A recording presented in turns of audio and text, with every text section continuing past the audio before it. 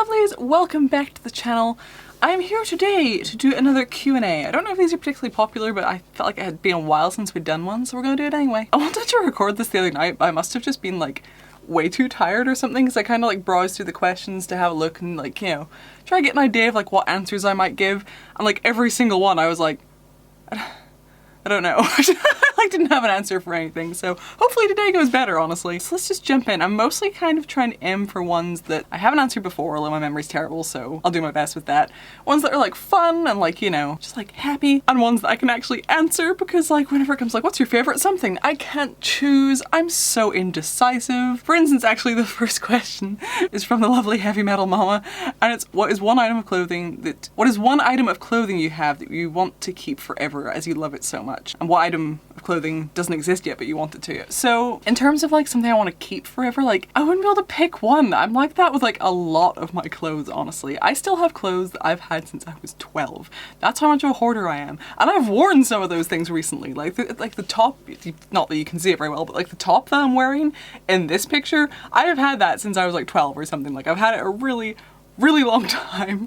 So it's definitely a hard question for me to answer, just because it would be like most of them. I like clothes. Oh, and then something that you want that doesn't exist yet. I feel like a lot of the time I would have loads of answers for that, but I'm not, none of them are immediately jumping to mind, but I know there have been loads of times where like I've had an idea of something very specific that I want and it just doesn't exist, and I'm like, if someone could just make this for me. So usually I'd have a lot. And another problem I'm having that's in the same sort of vein is there are a lot of clothes that I want and like styles of clothes that I want, but they kind of just don't exist outside of like designer labels, and sometimes outside of not even just the designer labels, but specifically the stuff that they wear on the runways but they don't actually sell, if you know what I mean. Like sometimes there's pieces that are like part of the runway show, but like it's not something that you can just buy. I'm sure someone can just buy it, but my point is they're like a one-off, so even if I had the money for like designer label clothes, I probably wouldn't be able to get like the pieces I have in mind. Honestly, if you go on my Pinterest fashion board, which I always forget is public, but it is, I kind of like, Pinterest isn't a social media to me. I'm just like pretty pictures, and I forget that people can see all this stuff I'm saving. Yeah, if you look on that right now, it's like all basically a similar vein of like very, very pretty designer dresses that I want, and I have scoured the internet for similar things, but I'm very fussy. I'm looking for something very particular. It's just not easy to find. I think I was like rambling about on Twitter sometime around my birthday as well. People probably saw that. And the next question is from Purple Jane. I won't read out everyone's name because I know some people don't like that, but it's like, because it's people that like I know, and like I know they do YouTube as well. Purple Jane asked, do you have any of the original Flower Fairy books? And oh my god, there's like a whole thing that I'd forgotten. Every now and again, like I will forget those books exist, but then like something will pop up on the internet and I'm like, I had, not only did I have any of the original Flower Fairy books, I'm pretty sure I had like all of them. I had like a huge set of the Flower Fairy books. If, in case you don't know that, like what I'm talking about, I'll try to put some pictures. If I just went out of focus there, it's because Josephine stole the focus. Yeah, god, like, I'll try to put like a couple of pictures here if you don't know what I'm talking about, but like, oh my god, I had so many of those and I was obsessed with them. I used to love looking through them. Oh, I wonder where those are. I assume either at my mum's house or my dad's house. I'd love to find those again and have a look through them, because oh, that's my childhood right there. Right, I'm sorry if I'm glancing off to the side a lot. I will try to stop doing that as much. I'm using a different camera than I usually would, and usually, you know, where my little screen is, it doesn't look so bad, but this one's to the side, and I'm just constantly trying to check to make sure I'm like in focus and stuff, because obviously it's a problem. So if I keep looking off to the side, I'm sorry. I'm gonna try to be mindful of that. It didn't even occur to me that, you know, that would be an issue. Okay. Oh, Emily Boo asked a very similar question to Heavy Metal Mama, and that's, if you could only wear one item of clothing from your current wardrobe for the rest of your life, what would it be? Guys, I can't do these things. I mean, I guess it would have to be a dress, wouldn't it? Because like, you know, I could be like, ooh, my like, you know, lacy caftan thing, but like if that's the only thing I can wear, then what, am I just going naked under it? A dress. I truly don't know. I don't have an answer, I'm sorry. Okay. Here is a fun one, inspired by Josephine, who keeps stealing focus. What's your favorite bone? Is it a human bone or an animal bone, aesthetically speaking? It would probably be a human bone. Like, and you know, if we take away the skull, because you know, like the skull's such an obvious sort of thing. Does the spine count as a bone? Like probably not, because it's made up of a bunch of little ones. If we could count like the spine as one, then that would maybe be it, but I guess that's not a bone. I'd probably just be very boring and say like femur, just because like, you know, it's like the classic bone shape. It's like a bone. And yeah, so maybe like a femur or something, just because like, you know, I like the shape of bones and that is a very bone-shaped bone. If you get what I mean. One here it says, if you could live in any time period or fantasy world, what would it be? It's kind of hard to say because there'd be elements that I would like and elements that I really wouldn't, because, you know, like being like, you know, very like cliche goth, you know, you could be like, ooh, the Victorian time, I'd like to live in the Victorian time, you know, because beautiful dresses and finery and, you know, spookiness and stuff. But then at the same time, it was like, if you weren't super rich, then life was awful and like disease was just rampant through the streets. You know, it was like, you can like romanticize it, like, you know, watching Penny Dreadful, it's like, ooh. I will say right now, I'm definitely one of those people who sometimes gets Victorian mixed up with like other things, but I feel like Penny Dreadful was meant to be sort of Victorian. But yeah, so like, you know, you can watch that show and be like, oh, I'd love to have lived back then, but I feel like the reality probably wouldn't have been, you know, quite so much dark, aesthetically pleasing fun. In terms of like fantasy worlds, you know, I guess like Harry Potter, I mean like fuck J.K. Rowling, but you know, the Harry Potter world. Did you know that Harry Potter has no author? Yeah. Harry Potter world, of course, like fucking like Diagon Alley, like, oh, I would die to be able to go to a little place like that with the cauldrons and the owls and everything. So like, you know, that would be a sort of obvious one. And then like Outlander, you know, kind of makes me like, wish I was like, you know, in that time period, like, you know, running through, dramatically through the moors or something, even though like a lot of the stuff in that, again, shows why it would not have been fun to live back then. But yeah, it's that kind of thing. There's like a lot of questions here that are fun that I wouldn't, like, I can't think of an answer to. What would you say is your favorite complementary color to black? So it depends on my mood, but I will give you a couple of mine. So like, obviously depending on how I'm feeling, baby pink would be one. Sometimes people think this is purple, and I think it's because the grey of the teeth kind of makes it lean that way, and sometimes just the white balance does, but it is pink. It's a baby pink background, so baby pink would be one. Red would be another. Depending on my mood, it either has to be like a very dark blood red or a very like bright, like true like pillar box red. Mossy green, definitely not like pine green, Slytherin green, you know, like that sort of more bluish tone green. It has to be more like shifted sort of more towards like a warm tone green, you know, like the color of like moss, or like, you know, whenever the sunlight comes through the leaves and the trees, that kind of green, but especially like mossy, velvety green. Yellow. For whenever I'm in those moods, which started off as a Hufflepuff thing, but it's not always now. I just, even without Hufflepuff, I just enjoy yellow now. It's such a contrast, so plus like bees and everything, it's just fun. And then gold and black. I love the combination of gold and black. I just love that look. I keep thinking like, I have like all gold piercing jewelry, so that the next time I'm in a black and gold mood, I can like swap it all out. But I keep thinking like, am I ready to do that? Because, you know, it's a pain in the ass having to change all the piercing jewelry. It's something that I only do whenever like I'm really in the mood too, so I don't know if I'm committed to my gold mood yet, but the next time it comes on strong, I'll switch everything out. Also at this point, I just like most colours. What are the most comfortable demonias you've walked long distances in? I think the demonias I've walked the most in would probably be are they the Dynamite 03s? It's like the little sort of strappy Mary Janes with the star in the heel. Those are definitely the ones I've walked the most in, and like for a long time they were my everyday shoe.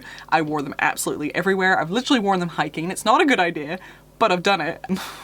Not a good idea. So like, because I used to wear them every day and I used to wear them in ridiculous like hiking situations like that, I've actually gone through a couple of pairs because I just wore them until they were falling apart. It took like, I'm not saying like, you know, they fall apart easy. It took a good like couple of years with each pair, and like I said, I am really rough on my shoes, so I'm not a good example of, you know, like how durable a shoe is, because woo, I put them to the test. But outside of Demonia, if you're like, you know, sort of like any platforms that are most comfortable for walking, definitely my New Rock Neptunos. Like those things I have done like everything in, and they are just so comfortable. Like they're honestly great. I got some new Rocks for my birthday. I got like 2 pairs for my birthday. One is like an actual New Rock boot, and then the other one's like these cute little heels. If I can remember to go get pictures of them, I'll put them in here. I just like, warning for anyone else, with both of these pairs like on the website, if I wanted to get, so right, I looked at like 4 different size conversion charts, because New Rocks are in European sizes, I'm in the UK, I use UK sizes, so I looked at like 4 different freaking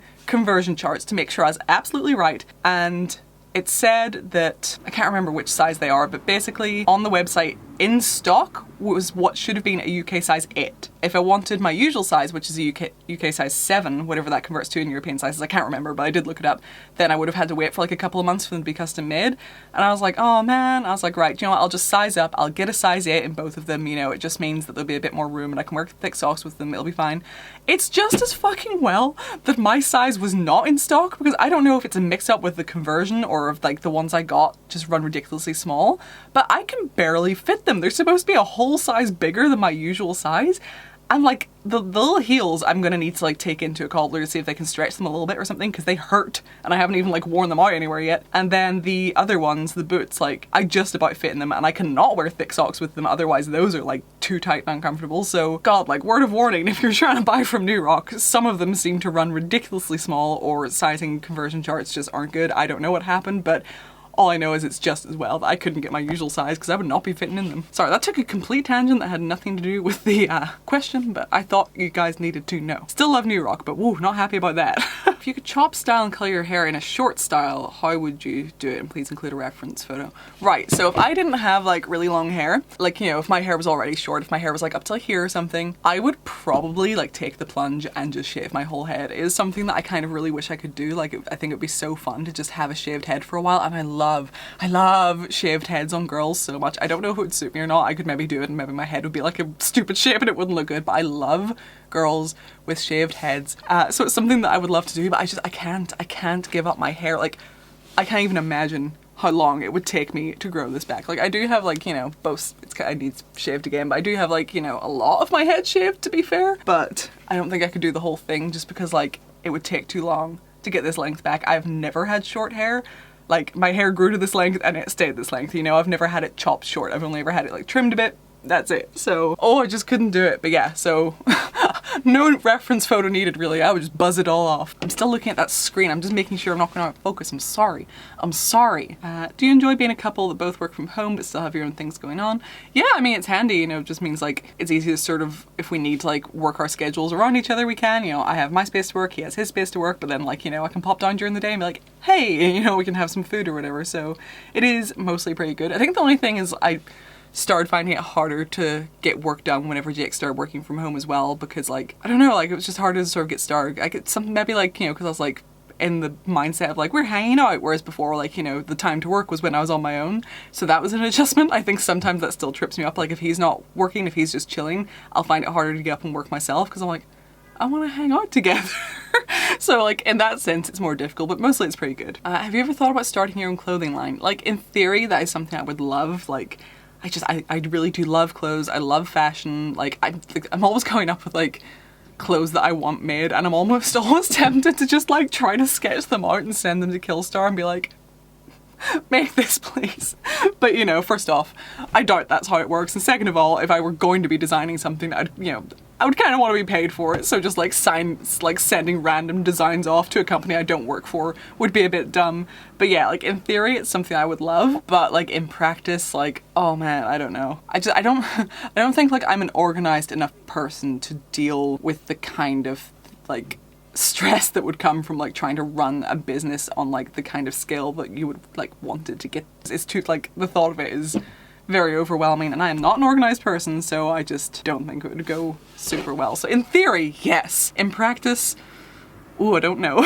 Plus also, I haven't a bloody clue where I would start. Like, I'm not good at sewing, despite my attempts, you know. It's something that I'll still continue to try to do, but like, I'm not good at it, so I wouldn't even be able to start like with my own little handmade line. So if you had to be a Spice Girl, which one would you be? Whenever I was little, my two favorite Spice Girls, like the only ones I cared about, were Baby Spice and Scary Spice. They were my absolute favorite. I don't know why, those were just the ones I loved the most. I feel like they always had the best shoes. I don't think that was my reasoning as a kid, but I have noticed, looking back in old pictures, that Scary Spice and Baby Spice had like the cutest shoes most of the time. So what's your favorite kind of spider? Ooh. Probably golden orb weavers. I'm about to put a picture, so if you're one of those people who can't even look at a spider, just close your eyes. I'll tell you when to open them again. But you should consider trying to like look at pictures of spiders and like getting used to them, because I actually used to be too afraid to hold really big spiders, but by watching videos of other people holding them, even though it was like, you know, scared me at first, that actually helped me a lot, and now I can like pick up giant spiders and just put them where they need to go. I live in a place where we don't have venomous spiders. If you do live in a place that has venomous spiders, don't just pick them up with your bare hands. Not a good idea. But my point is, kind of like, you know, forcing yourself to like look at it and expose yourself to it can really help. That is something that like helped me, so do consider it. But if you're not ready, close your eyes. I'll tell you when to open them. Golden orb weavers, I love them. They're so weird and big and spindly. I wish we had them here. Whenever we went to Japan and Korea, there was like spiders there that looked like they were related to them in some way. I'll post a picture of the ones we saw like when we were there, and like I was so excited by that. Like honestly, whenever me and Jake saw these spiders just like chilling in this little place we were, like we freaked out, and our tour guide was like, Because like to them, they see them all the time. We don't have cool spiders like that here. We just have like normal brown ones. So we were like losing our minds, and they're like, yeah, here we don't really care about spiders. And we're like, no, it's so exciting. But yes, we saw those, but I've never seen a golden orb weaver in person. I would love to like have one. I've watched videos of people with them and they're so cool, but it's not really like a tarantula where like people seem to just sell them, which is a shame because like I would love one, but they're so cool and spindly and weird. I'd love a tattoo of one at some point because they're just awesome. Okay, spiders are gone, you can open your eyes. But do, if you have arachnophobia, do consider you know, taking that route and watching some videos because it helped me a lot. I've never been like afraid of spiders in general, but I was definitely too afraid to hold like the big house spiders at one point, and now I'm like, excuse me. You mentioned starting to get help for ADD/ADHD. I think, I could be wrong, I'm like by far not an expert, this is all very new to me as well. When it comes to ADD/ADHD, I think the term ADD isn't widely used anymore, and it's just they all come under ADHD now because there are different types. Let me try to remember from my research. I think there's ADHD, I can't remember its name, but it's like the hyperactive type. It's the type where it's like, you know, it comes from being hyper. And then there's ADHD inattentive type, which would be mostly where I fall into. And then there's the combination of both, which I like I said, I can't remember the names, but I think it's all just referred to as ADHD now, and it's just you fall under one of those categories. I would be like, I feel like 90% inattentive with like some of the hyperactive tendencies. But yeah, what was the, oh, my husband is going to be in treatment for his ADD soon. What are things that would be helpful for me to support him? Read up about it. Honestly, like that's the best sort of information I could give. Like I'm pretty sure if you Googled it, you'd be able to find articles that have been written specifically for the partners of people with ADHD to sort of help them understand it and help work with it. And like, if you can do that for him, that would be amazing, because like a lot of people really don't get what ADHD is. They really don't get like how much it can affect someone, because, you know, what we see on TV is very much like the hyper little boy stereotype, and they think it's just, you know, like you're really hyper and you're easily distracted, but it can actually affect your like your mental state and the way you are in your life in a lot of different ways that some people don't realize. And a lot of people who actually have ADHD don't realize, like to this day, I will still see things like talked about, like, because I follow a lot of ADHD people, like creators and stuff on Twitter, and like they'll make a post about like this thing and I'm like, that's an ADHD thing, I thought that was just me being weird. So there are so many little things that can affect, so I definitely recommend sort of reading up about it. You could also ask him if there's like, I don't know how much he knows about his own sort of things himself, but you could ask him if there's anything that he particularly struggles with, and if there's any ways that you can help like make the process of those things easier. That's kind of the stuff I would recommend. Like I said, I'm by far not an expert, like that's just sort of what I would find helpful. 2 Twitter accounts that I would recommend, there's a whole bunch, but the 2 that like I find helpful would be Renee Brooks. Her Twitter handle is at Black Girl Lost Keys, but black is just BLK, so BLK Girl Lost Keys, all one word. She is wonderful. And ADHD Alien, they're someone who makes like comics about it, and a lot of those I have found like really helpful for just having something that I relate to so deeply. And it's just, her comics kind of lay out problems in a way that's just, it's really clear and like easy to understand. It's like if I were trying to explain an issue that I face, I would really struggle to find the words to explain it, but her little comics kind of just lay it out and just like, I'm just that, yes, that, exactly that is how I wish I could explain it.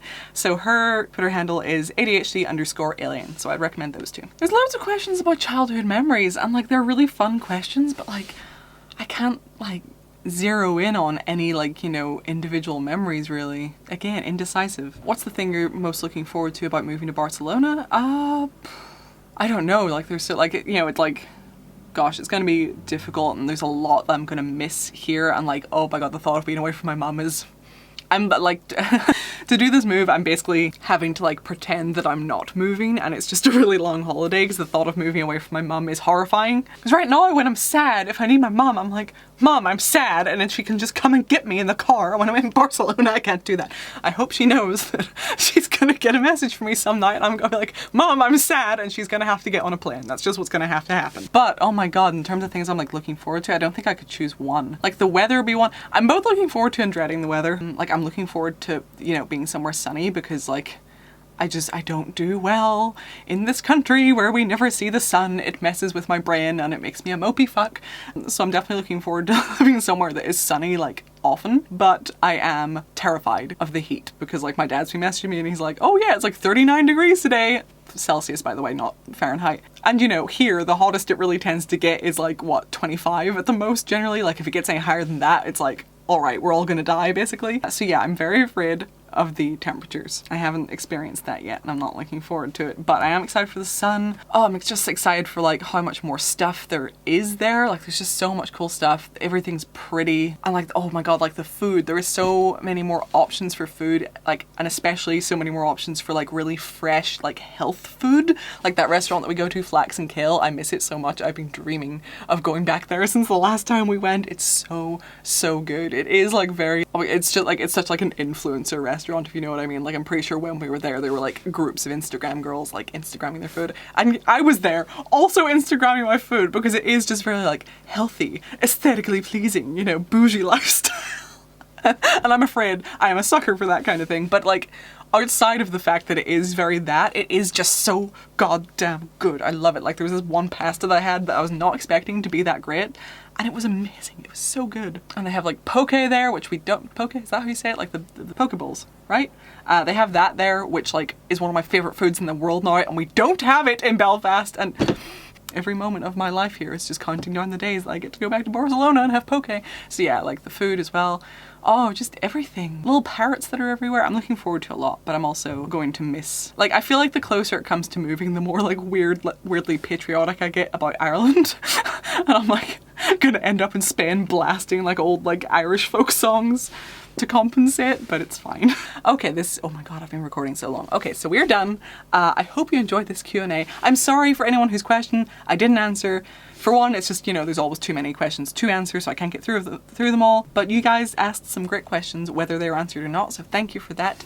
Let me know if you want another one of these. Let me know if you want like a Q&A around a particular theme, if there's like, you know, a specific thing you want questions and answers about, you know what I mean. Anyway, I have lots more to do. It's getting on in the evening and I have a ton to do tonight, so I'm going to head on. Do remember to leave me a little comment. Let me know if you have any answers, like any particular fun answers to any of the questions that I answered in this video. Go ahead and leave them down below. Just let me know. I like hearing about your experiences too. If you did enjoy the video, please give it a little thumbs up. I always appreciate that. It's just a great little way to interact, especially if you're one of those people who doesn't like to comment. Although, I do like hearing from the ghost commenters. I love it when I specifically like call you guys out when I'm like, you there, who don't comment very often. Leave me a comment, say hello, say something. I'm sorry if it puts pressure on me. I do love hearing from like the little ghosty people who don't usually comment because it's fun. It's like, oh my goodness, you've been here this whole time. I don't know. Anyway, all of that. If you're new here and you haven't ran away from my rambling, do feel free to subscribe. I'd love to have you as part of the family. Hit the notification bell so you don't miss future videos. And finally, before you go, if you could check out my Patreon, that would be amazing, because it is the best possible way to support this channel. It is how I keep on going. It is just everything. So the link for that is down in the description. If you don't know what Patreon is, it is a service that lets you tip your favourite creators for the content that they make for you. It is entirely optional, but it is a great little way to say thank you if you so choose to do so, and I appreciate it immensely because it is much better support than YouTube themselves offer. Love that. Link is down in the description as always, and I will see you in the next video. Bye, lovelies!